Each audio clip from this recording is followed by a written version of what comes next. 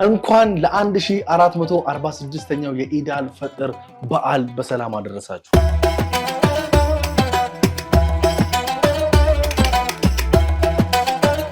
ያን ፍቅር ይዞ ያውቃል? እኔ ያን ፍቅር ያዘኝ ከዚህ ነው። በእናትህ እኔ ፍቅር የሚይዘኝ ከዚህ ነው። ፍቅር ማለት ምንድን ነው? ፍቅር ሶስት መሆን አልነበረበትም፣ ረጅም መሆን ነበረበት፣ ብዙ መሆን ነበረበትና ፍቅር በጣም ኃያል ነው። አባቷ ጋር እርቃኗን አትቆምም፣ እናቷ ጋር አትቆምም። አንተ ፊት ለፊት ግን እርቃኗን ትቆማለች። እድሜ እየሄደ ነው። ለምንድን ነው እስካሁን አላገባሁም? አንደኛ ነገር አንዴ ላስቆመ፣ በጣም ይቅርታ። ለረመዳን ሲፈታ አገባለሁ ብለን ነበር። የታለች ሚስት? ሰዓቱን ነው እየጠበቅኩ ያለሁት። አላህ የሚፈቅደውን ጊዜ ነው እየጠበቅኩ ያለሁት። ከዚህ በፊት አግብተህ ነበር እንዴ? አግብቼ ነበር። ልጅ አለኝ፣ አግብቼም ነበር። ልጅቷም አልሐምዱሊላህ አድጋለች።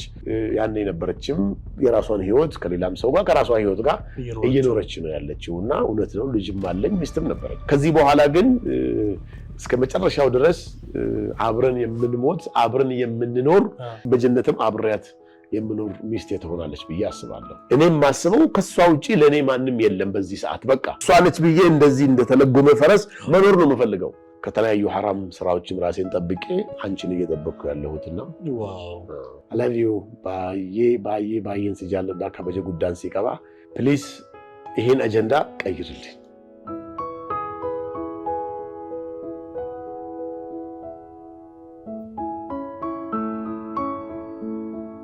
ውድ የመዳን ዩቲዩብ ተከታታዮች እንኳን ለኢድ አልፈጥር በዓል በሰላም አደረሳችሁ። ዛሬ በወንድማችን በመንሱር ቤት የኢድ አልፈጥርን ፕሮግራም ለማክበር ተገኝተናል። ዛሬ ከመንሱር ጋር በጣም የሚገርሙ ቆይታዎች ይኖሩናል። እስከዛሬ ከሰጣቸው ኢንተርቪዎች የዛሬው በብዙ ይለያል። ምክንያቱም ይህ ቀጥታ ስርጭት ስለሆነ ሁላችሁም በለው ኤዲት አይደረግም በለኝ። ኤዲት አላደረግም። መንሱር ተጠንቀቅ፣ ለምትመልሰው ጥያቄ ኤዲት አይደረግም። እሺ። ስለዚህ በጣም ብዙ ነገሮችን እንጫወታለን። ስለ መንሱር ብዙ ነገሮችን ታውቃላችሁ። እስከዛሬ ከምታውቁት ሶስተኛውን አንግል በደንብ አድርገን የምንሰማ የምናውቅ ይሆናል። ሁላችሁም እስከ መጨረሻው አብራችሁን ተከታተሉን። መንሱሬ እንግዳይ ስለሆንክ ቤት ድረስ ስለጋበዝከኝ ከልብ አድርጌ አመሰግናለሁ። እኔም በጣም አመሰግናለሁ። ታንክ ዩ ሶ ማች ብራዘር። ዛሬ እንግዲህ በዓል ነው። ብዙዎች በቤታቸው ሆነው እየተመለከቱት ነው። በተለይ ደግሞ ከሀገር ውጭ ያሉ አብረው ከቤተሰብ ጋር ከወዳጅ ዘመድ ጋር ማክበር ያልቻሉ ሰዎች ዛሬ ቁጭ ብለው እኛን እየተመለከቱ ነው እና በመጀመሪያ ረመዳን ሲነሳ አብሮ የሚነሱ ነገሮች ምንድን ናቸው የሚለው ነገር ስለ ረመዳን በደንብ አድርጋ አስረዳኝ። እንግዲህ ያው እኔ እንደ መንሱር የእስልምና እምነት ተከታይ ነኝ፣ ግን የእስልምና አስተማሪ አይደለሁም። ወይንም ደግሞ የእስልምና አስተምሮ እስከምን ድረስ ነው ስለ ረመዳን የሚናገረው የሚለውን ነገር ማብራራት አቅሙ የለኝም። ነገር ግን ረመዳን ማለት እንደተረዳሁትና እንደሰማሁት ከሆነ ረመዳን የሰው ልጅ 11 ወር ሙሉ ይበላል፣ ይጠጣል፣ እንደፈለገ ሆኖ ያሳልፋል። እንደፈለገ ሆኖ ያሳልፋል ስለ ከመብላት ከመጠጣት ጋር ማለት ነው። ከዚህ ከመብላት ከመጠጣት ጋር ተያይዞ ያለው ነገር ምንድነው? ሰዎች የራባቸውን ሰዎች የተራበን ሰው ረሃብ ምን ይመስላል የሚለውን ነገር አንደርስታንድ እንዲያደርጉ ለተቸገሩ ሰዎች እንዲያዝኑና ኢባዳቸው ላይ ደግሞ 11 ወር ሁላችንም ጥፋት ይኖርብናል። ባለን ጥፋት ይብዛም ይነስም ስፔሻሊ ትናንሽ የሚባሉ ወንጀሎች የሚማሩበትና ወደ አላህ ተውባ የምታደርግበት ዱዓ የምታደርግበት ያስቀየምካቸው ሰዎች ካሉ ደግሞ በዚህ ረመዳን እየሄድክ ይቅር እንድትባባል በአካል እንኳን መሄድ ባትችልም በዚህ በቴክኖሎጂ ዘመን አፉ የምትባባልበት ሰደቃ የምትሰጥበት ራህማ የሆነ ትልቅ ክብር ያለው ወር ነው። ዋው በጣም ደስ ይላል። እንግዲህ መንሱሬ ጥሩ አድርገህ ነው የገለጽክልን። እንግዲህ ወደ ዋናው ጥያቄዎች ልግባ፣ ወደ ገድለው ልግባ አይመስልህ? በበዓሉ ግን እንደዚህ አይነት ጥያቄ በመምጣቱ እንትን እንዳይለ ቅር እንዳይለ እና በነፃነት እኔ ምንም አይነት ጥያቄ ብትጠይቀኝ ችግር የለብኝም። አብሽር፣ ኖ ፕሮብለም። መንሱር በመጀመሪያ መንሱር ማን ነው? ራስን ዲፋይን አድርግልኝ። መንሱር ማለት በጣም በፊት በነበረኝ የገጠር ህይወት ተወልጄ ያደግኩት ኢሉባቦር ነው። ኢሉባቦር መቱ በቾ የሚባል ገጠር ከተማ ውስጥ ነው ተወልጄ ያደግኩት። 18 ኪሎ ሜትር በእግሬ እየሄድኩ ነው ትምህርት የተማርኩት። በ17 ዓመቴ ነው ጫማ ያደረኩት። በጣም ረዥም ዓመት የድህነት ህይወት ውስጥ አልፌ ከዛ በኋላ ደግሞ መጥቼ ይኸው አሁን ባለሁበት ሁኔታ ዛሬ ያለው መንሱር ማን ነው ብለህ ብትጠይቀው መንሱር በጣም ለተቸገረ ሰው የሚያዝን አላህን የሚፈራ በሚያደርገው ነገር ሁሉ ተጠያቂነት እንዳለ የሚያምን የምናገረው ንግግር ለምሳሌ በእስልምና አስተምሮ ንግግር የሰው ልጅ ንግግር ሰደቃ ነው ይባላልና የምናገረው ንግግር እንደ ሰደቃ እንዲቆጠርለት ራሱን ቆጥቦ የሚኖር ዲስፕሊን ያለው ሰዎች ቲክቶክ ላይ ወይ ሶሻል ሚዲያ ላይ ጉረኛ የሚሉት አይነት ሰው ሳይሆን ዲስፕሊን ያለው ሰው ነው መንሱር ማለት። ያው ይሄንን ነገር በደንብ በቅርበት እኔ የማውቀዋለሁ። ብዙ ሰዎችን ስታግዝ ስትረዳ፣ በተለይ ደግሞ ጁማ ቀን ሁልጊዜ እየዞርክ የምታደርጋቸው ነገሮች አውቃለሁ። ያው በካሜራ ላይ ወጥቶ አያውቅም፣ እኛ በአካል ስለምናውቀው ነው። ግን አሁን ወደ መንሱር የፍቅር ህይወት ንግባ። ዛሬ ስለአንተ የፍቅር ህይወት በሰፊው እናወራለን። በጣም ልብስ ነኝ ግን በጣም አፍቃሪ ነኝ። እሺ ዋው እሺ መንሱር እስቲ ወደ ኋላ እንመለስና እንግዲህ ላለፉት 17 ዓመታት ጫማ ያላደረግባቸው ጊዜያቶች አሉ። እነዛን ዓመታት ደግሞ እንግዲህ እስከምናውቀው ድረስ በሚዲያ ላይ እንዳልከው እስከ 12ኛ ክፍል ያን ታሪክ አውራኝ እንዳትለኝ እሺ። እና በተለይ ብዙዎቻችን ወንዶች ቲኔጀር ስንሆን በተለይ ከ9ኛ እስከ 12ኛ ባለንበት ታይም ላይ እናፈቅራለን። የዛን ጊዜ የነበረ የትምህርት ቤት የፍቅር ህይወት ምን ይመስላል? ከተማ ላይ አሁን አዲስ አበባ ላይ ሆኖ ሰዎች ከሚስታቸው ጋር ወይ ደግሞ ኒካ ካደረጉት ሰው ጋር እጅ ለእጅ ተያይዘው ተቃቅፈው በኮሪደሩ ሲዝናኑ ሳይ በጣም ነው የምናደደው። ለምን ነው የምናደደው መሰለ? ያንን ህይወት አላየሁትም፣ እኔ አላለፍኩትም። አንደኛ ነገር በእስልምና አስተምሮ ፍቅር መፋቀር ምናምን የሚባለው ነገር አይሰራም። ኦፍኮርስ ማፍቀር መቻል አለብህ፣ ወደህ እንድታገባ ነው የሚፈቅደው። ነገር ግን አፍቅረህ ወደህ የምታገባው ግን ዚና ሰርተህ ፍቅረኛ ገርልፍሬንድ ቦይፍሬንድ ምናምን ብለህ አልፈህ ሳይሆን አንድ ቀን ታያታለህ ወይ ቤተሰቦች ያዩልሃል ወይ ደግሞ በዚህ ዘመን አንተ ታያለህ፣ አንድ ቀን ታያታለህ፣ ታናግራታለህ ፓብሊክ ላይ ሰው ባለበት። ከዛ በኋላ ኒካህ ሽማግሌ ልከህ ኒካህ ታደርጋለህ። ከኒካህ በኋላ ያለው ፍቅር ነው ፍቅር ተብሎ ሊታሰብ የሚችለውና አዎ አይፈቀድም። በእኛ በእስልምና አስተምሮ አይቻልም። ኦኬ ግን በዚህ ላይ ማለት ነው አሁን ለምሳሌ እኔ አንድ ሴትን አየዋት ልበልህ። ያቺን ሴት ካየዋት በኋላ ያቺ ሴት ባህሪዋ መልካም ትሁን ተቆጪ ትሁን ማለት ፐርሰናሊቲ ስለ ልጅቷ ማንነት ሳላቅ ሽማግሌ ልኬ ማግባቴ በትዳር ላይ ተጽዕኖ አይፈጥርም ብለህ ታስባለህ? አይፈጥርም። እንዲያውም ልንገርህ ብዙ ትዳሮች የሚበጠበጡት ከትዳር በፊት የሚያደርጉት ኃጢአት የሚያደርጉት ዝሙት የሚያደርጉት ነገር ብዙ ሰዎች አይተህ ከሆነ ለ4 ዓመት ለ5 ዓመት በፍቅር እፊሉና ወደ ትዳር ሲገቡ ትዳራቸው እድሜ የለውም። ያ ነገር የሚሆነው ምንድነው? በነገራችን ላይ በኦርቶዶክስ እምነት ተከታዮች ጋር ብትወስድም በዝሙት የተከለከለ ነው። በማንኛውም እምነት ፕሮቴስታንትን ብትሄድ በኦርቶዶክስን ብትሄድ በእስልምናም ብትሄድ ፈጣሪ ከልክሏል። አሁን ለምሳሌ በእስልምና ዝሙት አድርገህ ኢሚዲየትሊ ኒካ አድርገህ መጋባትን አትችልም። ሲጀመር ዝሙት አይፈቀድም። ሲጀመር ዚና ማድረግ አይፈቀድም። ያ ነገር እንኳን ቢሆን ራሱን የቻለ ሸርጥ የሚባል ነገር ራሱን የቻለ ህግና ደንብ አለው።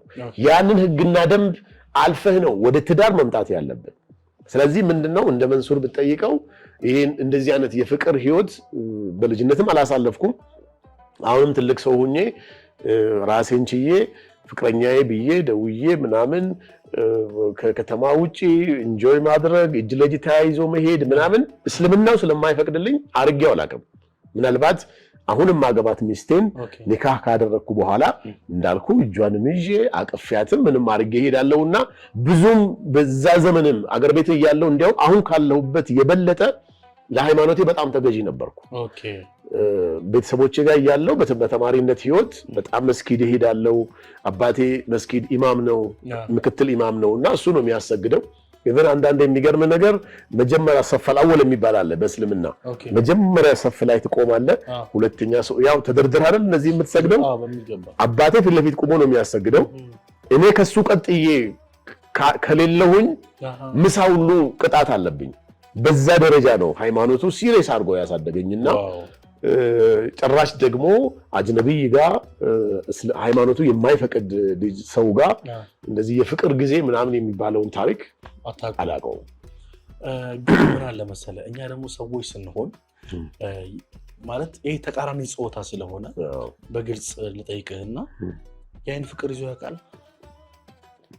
እኔ ያን ፍቅር ያዘኝ ከዚህ ነው በእናትህ እኔ ፍቅር የሚይዘኝ ከዚህ ነው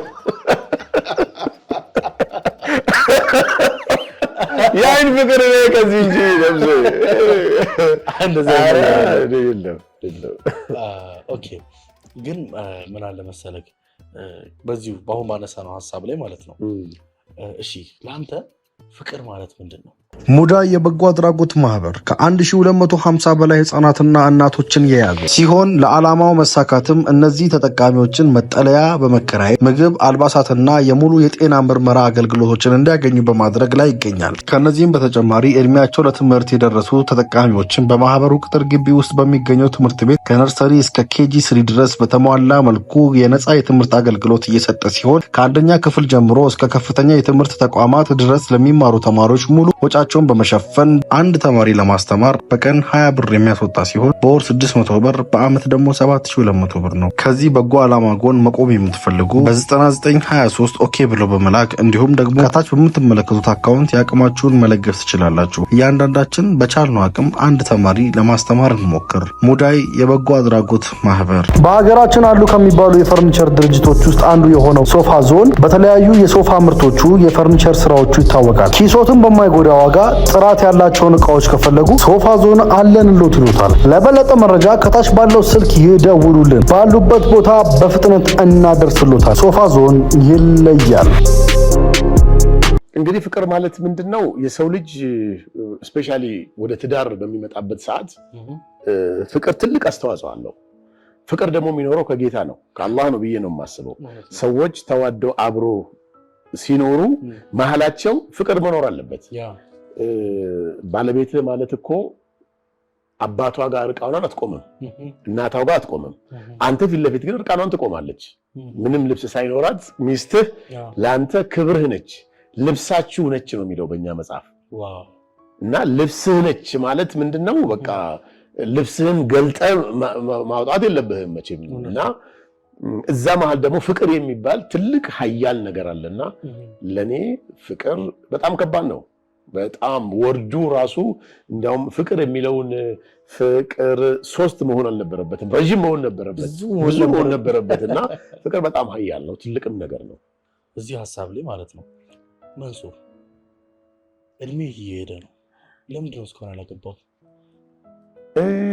እኔ አንደኛ ነገር አንዴ ላስቁም፣ በጣም ይቅርታ ይሄን ጥያቄ ያነሳሁት ለረመዳን ሲፈታ አገባለሁ ብለህ ነበር። የታለች ሚስት? ልትመጣ ሂዳ ነው። ሚስት ልትመጣ ሂዳ ነው። እንዴት አትታየኝም? ምን ሆን ብዬ ቤቴ የመጣሁት ባይዘው ይሄን ነገር ለማጣራት ነው። ማለት ከዚህ በፊት ቲክቶክ ላይ አይቼው ነበር፣ በጣም የተዘዋወረ ኢንሻአላህ አላህ ካለ በረመዳን ወር አገባለሁ ብለህ ነበር። አላገባህም። ምንድነው መሰለህ ትዳር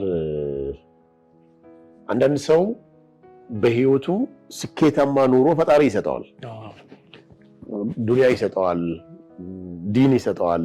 ማለት በአማርኛው ልግለጽልህና የሚኖርበትን ገንዘብ ይሰጠዋል። ስግደት እንዲሰግድ ደግሞ እምነቱ ላይ ጠንካራ እንዲሆን ያደርገዋል። ሰላቱንም እንዲሰግድ ጠንካራ እምነት እንዲኖረው ያደርገውና ልጆችም ይሰጠዋል፣ ትዳርም ይሰጠዋል፣ ሰላማዊ ኑሮ እንዲኖር ያደርገዋል። ለአንዳንዱ እንደኔ አይነቱ ደግሞ የተመቻቸ ኑሮ ይሰጠዋል፣ ኢማንም ላይ አልহামዱሊላህ ዲንም ይሰጠዋል። በትዳር ስትመጣና በፍቅር አጋር በህይወት አብሮ መኖር የሚለው ነገር ጋር ስትደርስ ግን ራሱን የቻለ ነገር አለው። ምናልባት እኔ ለዚህ ጉዳይ እስከዛሬ ድረስ ፈጣሪ አልፈቀደውም ብዬ ነው የማስበው። እንጂ እኔ ለትዳር ወንድ ልጅ ማሟላት ከሚገባው በላይ ነው ያለሁት። ይሄ እንደ ጀብዱኝነት እያወራሁ አይደለም። መሆን ያለበትም ነገር ነው። ስሜትም የሚነካ ነገር ነው። ያንተ ጥያቄ ብቻም አይደለም። ቤተሰቦቼም ይጠይቁኛል። እናቴም አባቴም ልጅ ያለ መውለድ ብዙ ልጅ ምናምን ይሉኛል። ግን ፈጣሪ ያለቀን ነው የሚሆነው። አላህ ያለቀን ነው የሚሆነው። እውነቴን ነው የምነግርህ።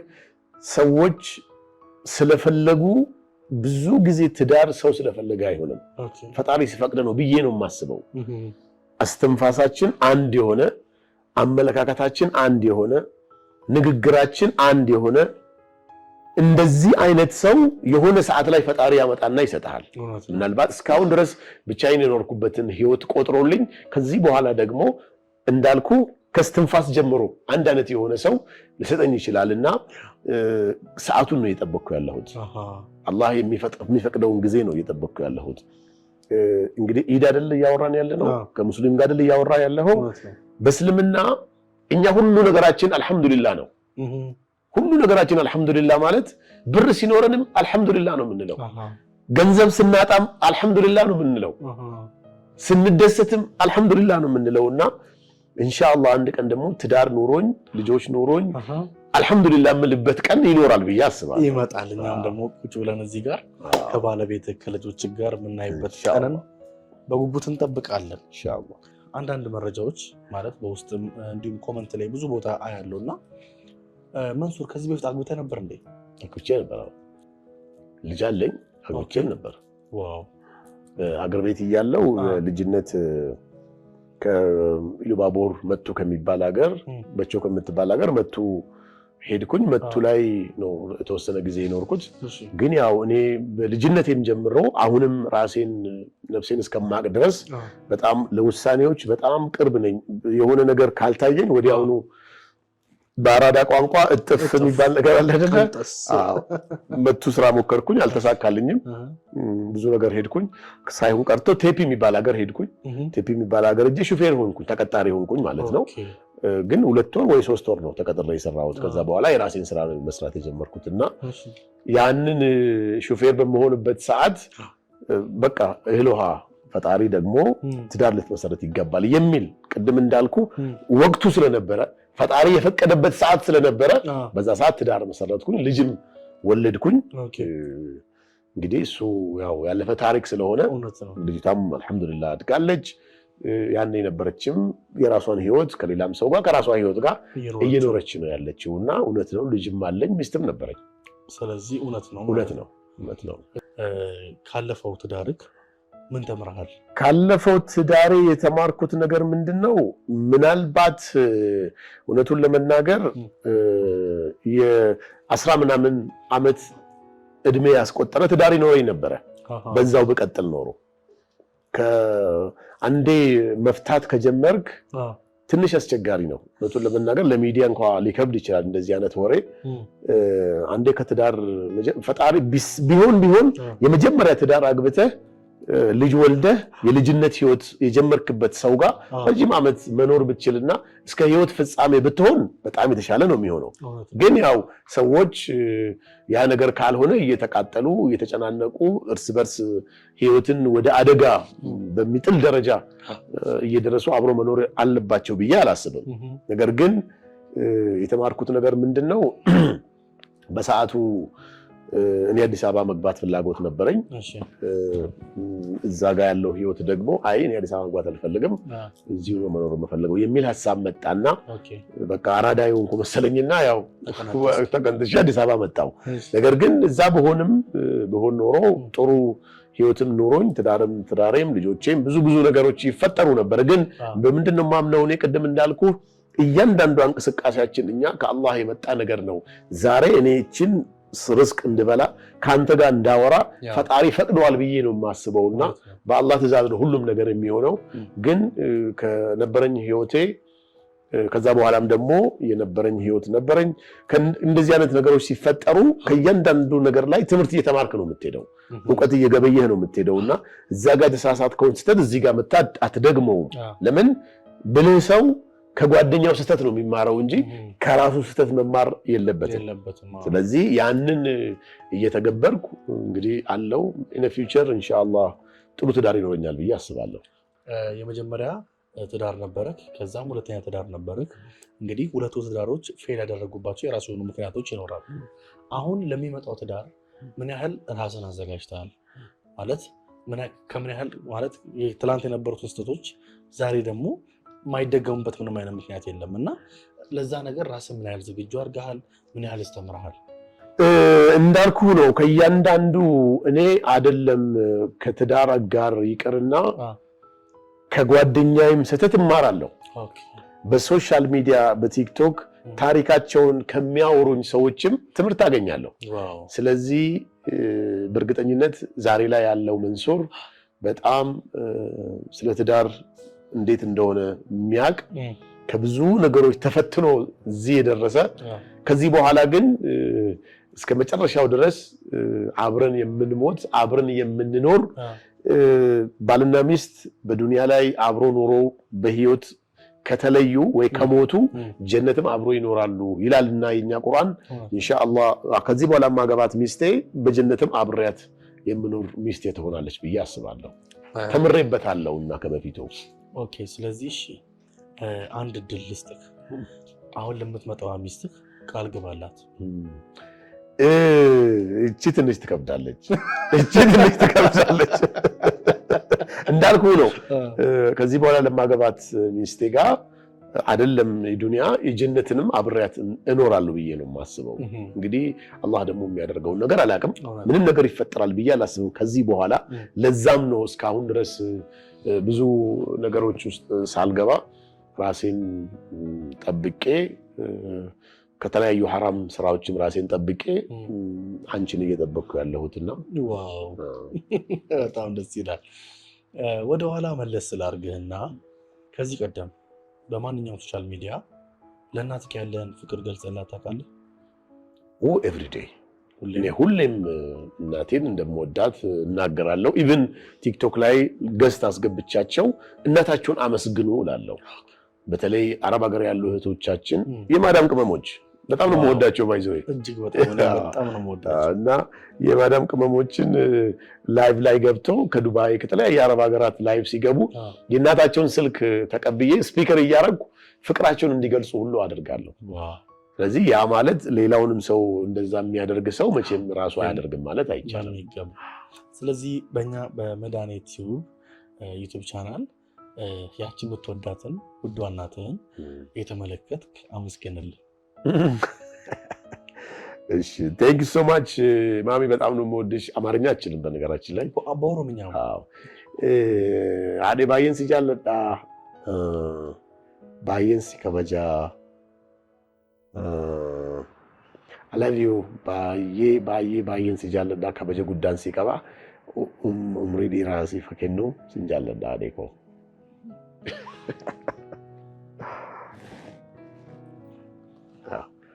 Thanks so much.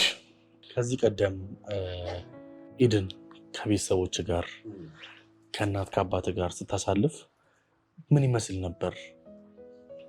የኢድ አከባበር አገር ቤት እያለን ያው እኔ የቤተሰቦቼ በተለይ ኢድን የሚያከብሩት ከኢድ እንደተመለስን ወደ ቤት ቡና ነው የሚጠጣው፣ ከዛ ገንፎ ነው የሚበላው፣ መርቃ በቆሎ ያው የክፍለ ሀገር ሰው ያውቀዋል በብዛት።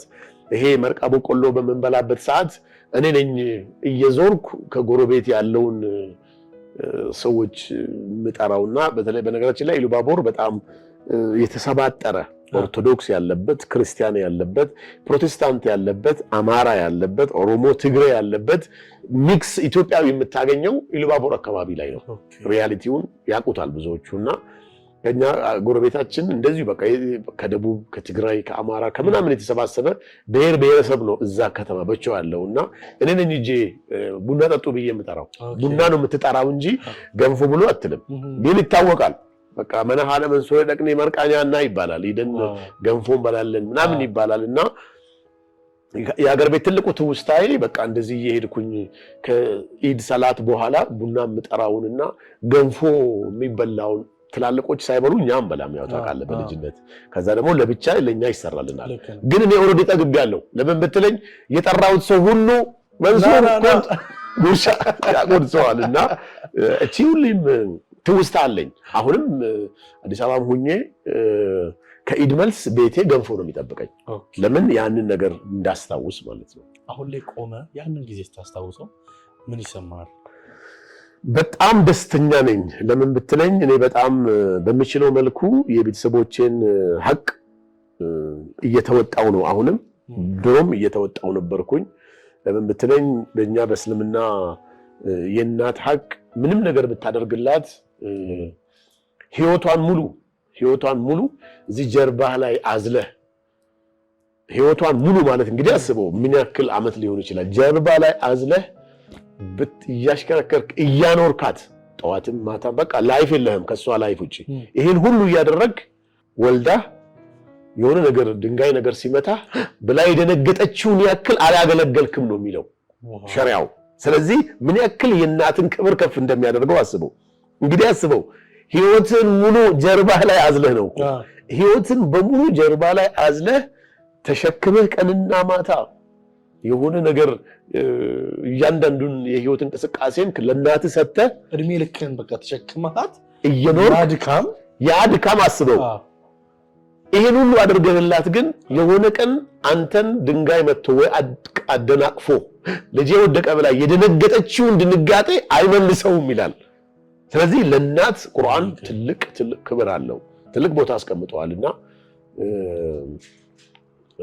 ያንን ነገር በደንብ በሚችለው መልኩ ተወጥቼበታለሁና ያ ነገር ሁሌ አይምሮዬ ውስጥ አለ በተለይ እንደዚህ ኢድ በሚሆንበት ሰዓት ደግሞ ቅድም እንዳልኩ አብሮ መብላት መጠጣቱ ጎረቤት ያለው ደሃ ማብታሙ እየመጣ አንድ ላይ የምትሆነው የምታደርገው ነገር ክርስቲያኑ ሙስሊሙ በቃ ተሰባስቦ ተዋዶ ኢትዮጵያዊነት ነው በዛ ሰዓት ያለው ገባ አሁን ይሄ በየቦታው ያለው የተለያየ የተከፋፈለ ነገር ሳይሆን ኢትዮጵያዊነት በጣም የነገሰበት አገርም ነው ዘመንም ነበር ልክ ነው በእርግጠኝነት የኛም ይሄም ትውልድ ይሄን ነገር ያመጣዋል ብዬ አስባለሁ ለምን ባህል ትልቅ ነገር ነው ባህል መከበር መቻል አለበት ኢትዮጵያዊነት ደግሞ በዘረኝነት ሳንከፋፈል በሃይማኖት ሳንከፋፈል ኢትዮጵያዊ ስለሆን ብቻ እንደ አንድ ኢትዮጵያ ማሰብ በመንጀምርበት ሰዓት ምን ይሆናል መሰለ ዘረኝነቱን ከውስጥ ታወጣዋለህ እኔ ከምንም ከማንም በላይ ኦሮሞነቴን ወዳለሁ መውደድና ዘረኛ መሆን ግን ቶታሊ ይለያያል የሰው ልጅ ዘር ሊኖረው ይገባል መቼም አጫሉ እንዳለው ከእንጉዳይ ወይ ከሆነ ነገር አልተወለደም ሰው ዘር ሊኖረው ይገባል ዘሩን ግን ካንተ ዘር ይበልጣል ሲል ነው ችግር የሚመጣው ስለዚህ በተቻለ መጠን ምንድነው መሆን ያለበት የሰው ልጅ ፕራውድ የሆነ በራሱ ዘር ግን ያንተንም ዘር ክብር ሊሰጥ ይገባል እና ይሄ የዘረኝነቱ የኔ ይበልጣል የማለት አሁን ያለው ነገር በእርግጠኝነት ወደፊት ይቀረፋል ብዬ አስባለሁ በጣም እንደዚህ አይነት ትውልዶች በበዙ ቁጥር ይሄ የተቀረፈ ይሄዳል ለአባትህ ምን አይነት ስሜት አለ ምን ያህል ትወደዋለህ አባቴን በጣም ነው የምወደው ለምን አባቴ በጣም ያሳደገኝ አባቴ ነው ብዙ ነገር በተለይ ወደ ንግድ ዓለም እንድገባ ያደረገኝ እሱ ነው ትልቅ አስተዋጽኦ አድርጎልኛልና ፕሊዝ ይሄን አጀንዳ ቀይርልኝ የቤተሰብ ጉዳይ ማውራት ስለማልችል ለምን አሁን ወደ ኢሞሽናል በመሆንበት ሰዓት ቀጣይ የምትጠይቀኝን ጥያቄ መመለስ ስለማንችል ወደ ሌላ ጥያቄ ላይክ እናትህን እንዳመሰግንካት አንዴ አባትህን ካሜራውን እያየ በመላላ ዩቲዩብ ቻናል ላይ አንዴ አባትህን አመስግንልንና እንቀጥላለን በጣም አመሰግናለሁ አባቴም ትንሽ እሱ እንኳን የተሻለ ነው አማርኛ ይችላል ችግር የለም በደንብ ባይችልም ግን ይችላል ያው ኦሮምኛው በደንብ ይገባቸዋል ቋንቋው ብዙም ማለት ያው ሰው አካባቢውን አይደለም የሚመስለው አካባቢው ጋር የሚያወራው ሰው የለም በብዛትና አባኮ ባየን ሲጃለዳ ባየን ሲከበጃ ኡምሪ ዴራ ሲፈተው በጣም ነው የምወድ በጣም ነው የማከብረህ እንግዲህ አላህ ከዚህ በላይ ደግሞ እድሜ ሰጥቶ ብዙ አመት እንድትኖርልኝ ምኞቴን እየገለጽኩኝ በጣም ነው የምወድ በጣም ነው የማከብረህ ሙዳይ የበጎ አድራጎት ማህበር ከ1250 በላይ ህጻናትና እናቶችን የያዘ ሲሆን ለዓላማው መሳካትም እነዚህ ተጠቃሚዎችን መጠለያ በመከራየት ምግብ፣ አልባሳትና የሙሉ የጤና ምርመራ አገልግሎቶችን እንዲያገኙ በማድረግ ላይ ይገኛል። ከነዚህም በተጨማሪ እድሜያቸው ለትምህርት የደረሱ ተጠቃሚዎችን በማህበሩ ቅጥር ግቢ ውስጥ በሚገኘው ትምህርት ቤት ከነርሰሪ እስከ KG3 ድረስ በተሟላ መልኩ የነጻ የትምህርት አገልግሎት እየሰጠ ሲሆን ከአንደኛ ክፍል ጀምሮ እስከ ከፍተኛ የትምህርት ተቋማት ድረስ ለሚማሩ ተማሪዎች ሙሉ ወጫቸውን በመሸፈን አንድ ተማሪ ለማስተማር በቀን 20 ብር የሚያስወጣ ሲሆን በወር 600 ብር በአመት ደግሞ 7200 ብር ነው። ከዚህ በጎ ዓላማ ጎን መቆም የምትፈልጉ በ9923 ኦኬ ብለው በመላክ እንዲሁም ደግሞ ከታች በምትመለከቱት አካውንት ያቅማችሁን መለገስ ትችላላችሁ። እያንዳንዳችን በቻልነው አቅም አንድ ተማሪ ለማስተማር እንሞክር። ሙዳይ የበጎ አድራጎት ማህበር በሀገራችን አሉ ከሚባሉ የፈርኒቸር ድርጅቶች ውስጥ አንዱ የሆነው ሶፋ ዞን በተለያዩ የሶፋ ምርቶቹ የፈርኒቸር ስራዎቹ ይታወቃል። ኪሶትን በማይጎዳ ዋጋ ጥራት ያላቸውን እቃዎች ከፈለጉ ሶፋ ዞን አለንሎት ይሉታል። ለበለጠ መረጃ ከታች ባለው ስልክ ይደውሉልን። ባሉበት ቦታ በፍጥነት እናደርስሎታል። ሶፋ ዞን ይለያል። ፊት ግሬ ምን ይታየኛል መስፍን? በጣም ጥልቅ የሆነ የቤተሰብ ፍቅር በጣም ከፍተኛ የሆነ ፍቅር አለኝ ከነሱ።